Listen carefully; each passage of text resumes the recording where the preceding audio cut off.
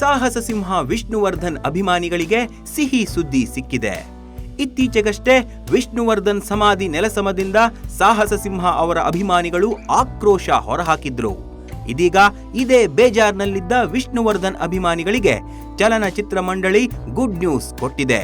ಅದೇನಂದ್ರೆ ವಿಷ್ಣುವರ್ಧನ್ ನಟನೆಯ 175ನೇ ಚಿತ್ರ ಯಜಮಾನ ಇದೇ ತಿಂಗಳು ಅಂದ್ರೆ ನವೆಂಬರ್ 7ರಂದು ರಾಜ್ಯಾದ್ಯಂತ ಮತ್ತೆ ಚಿತ್ರಮಂದಿರಗಳಲ್ಲಿ ಮರುಬಿಡುಗಡೆಯಾಗ್ತಾ ಇದೆ.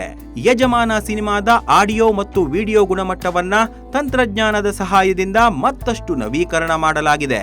ಈ ಚಿತ್ರವನ್ನ ಸಿನಿಪ್ರಿಯರು ಮತ್ತೆ ಸಂಭ್ರಮಿಸುವ ಸಲುವಾಗಿ ಚಿತ್ರತಂಡ ರೀ-ರಿಲೀಸ್ ಮಾಡೋಕೆ ನಿರ್ಧರಿಸಿದೆ. ಈ ಮೂಲಕ ವಿಷ್ಣು ಅಭಿಮಾನಿಗಳ ಬಳಗಕ್ಕೆ ಸಿಹಿ ಸುದ್ದಿಯನ್ನ ಕೊಟ್ಟಂತಾಗಿದೆ.